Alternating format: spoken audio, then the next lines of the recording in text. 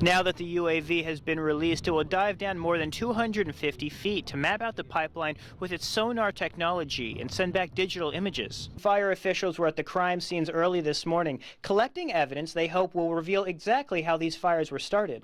Although the owner of this pharmacy declined to go on camera, he did tell me that he's received 6 new American customers coming in to purchase EpiPens in the last 2 months.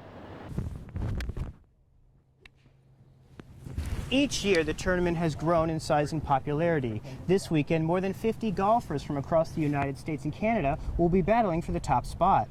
During ice-cutting missions, the ship is often stopped in thick ice. This allows the men to depart for some recreation, but also provides an opportunity to practice ice rescue scenarios. In total, 6 adult black bears, ranging from 2 to 25 years old, were brought to Oswald's Ranch and have already begun making themselves at home. The raw sap is collected in storage tanks like these, which can hold up to 1,200 gallons. During good harvests, it's common for the tanks to be completely filled in under 2 hours. As the Emerald Isle sails, it fills one of these 14 bottles with water from Lake Michigan every 11 minutes, giving researchers plenty to analyze.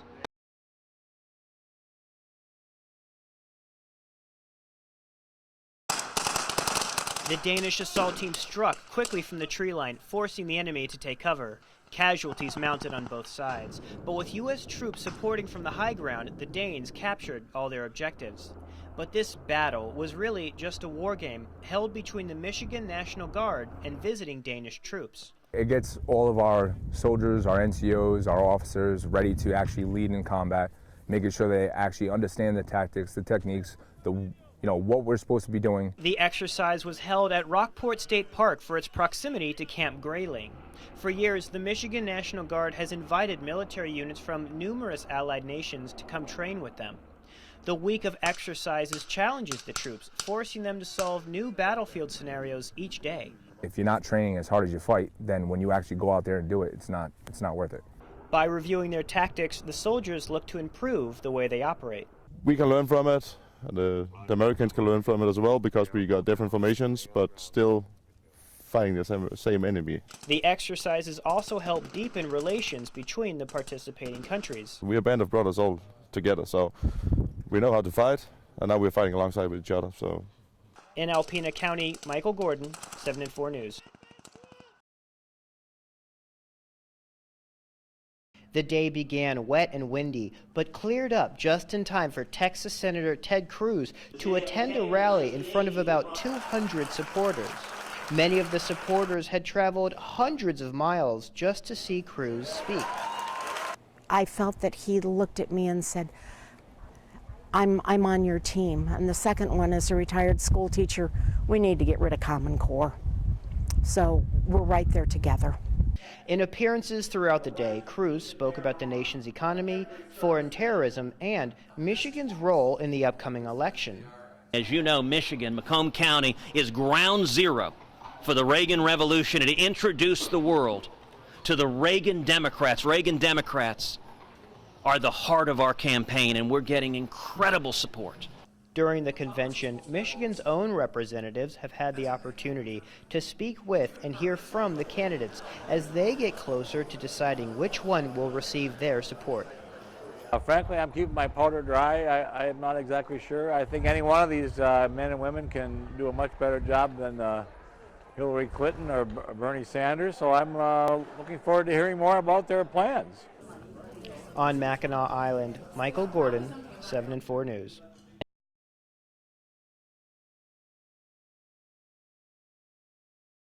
Jennifer Wood is a mother of 2 young children, both of whom have serious food allergies. For Jennifer, the recent price increases on the EpiPen have been frustrating and scary. It's ridiculous. Just last week, I had to buy 2 sets of EpiPens, and they were over $800 each. So that was over $1,600 in EpiPens. When the Mylan Pharmaceutical Company purchased the product in 2007, a single EpiPen cost about $50. Today, the company charges $600 and more for a 2-pack of the life-saving device. There's adults and there's children out there who they don't have the EpiPens and they need them. And I don't understand why this company can get away with that. So Jennifer is considering a special road trip that other EpiPen customers in northern Michigan have already made, across the International Bridge to Sault Ste. Marie, Ontario, Canada. If an American citizen does require that medication, we can offer it to them at the same cost we would offer it to any Ontario resident. Due to Canadian price regulations, a single EpiPen in Ontario costs about 88 American dollars and less than $1.90 for a 2-pack. It's not necessarily about the money when it comes to healthcare. Things have to be priced reasonable so that people can afford the product. And in Canada, EpiPens can be bought over the counter, no prescription needed. We expect people to come, and I think once word catches on that they can get it cheaper here, they probably will. But some, ignorance is probably part of the issue, is that people just don't know that they have the ability to try other places. It's no accident that pharmacists around Ontario have noticed an increased demand for EpiPens. Although the owner of this pharmacy declined to go on camera, he did tell me that he's received 6 new American customers coming in to purchase EpiPens in the last 2 months. It's a strategy that even American doctors seem to agree with. Absolutely. When it comes to spending $600 versus, $87, who can blame these people? Maybe they have to claim it at customs, and I don't know if they have to pay something there, but it still is going to be a lot more affordable. And since Canada gets their EpiPens from Mylan, Americans can make the trip knowing they'll get the exact same product that they would in the States. In Sault Ste. Marie, Ontario, Michael Gordon, 7 and 4 News.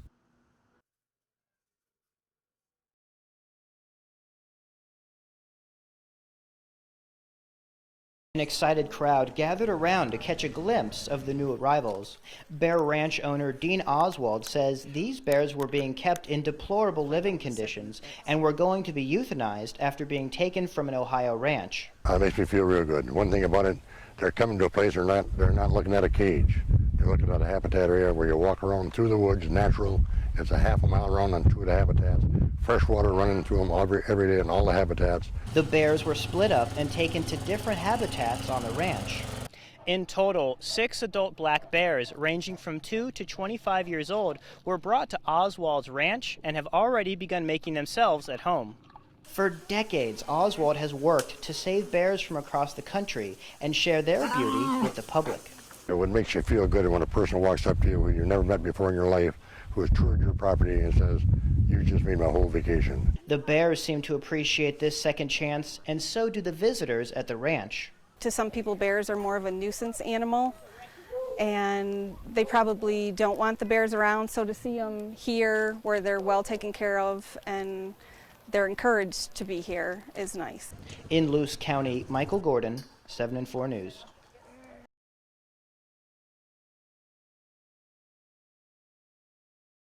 For a job like this, a good meal is needed to start the day. Most of the Mackinac crew arrives at the ship's mess hall at 6 a.m. for breakfast.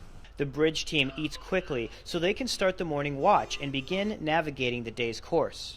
Meanwhile, engineers in the engine control room also take up their posts, monitoring the ship's 3 diesel propulsion engines. Most teams operate on 4-hour shifts. Getting everyone to their posts on time is crucial to staying on schedule. Everybody's training in different positions and in different specialties, if you will. So at any particular time, we have crew members in very specific watch stations and watch positions. Buoy teams often take up their positions on deck, watching for winter navigational markers, which they swap out for spring markers.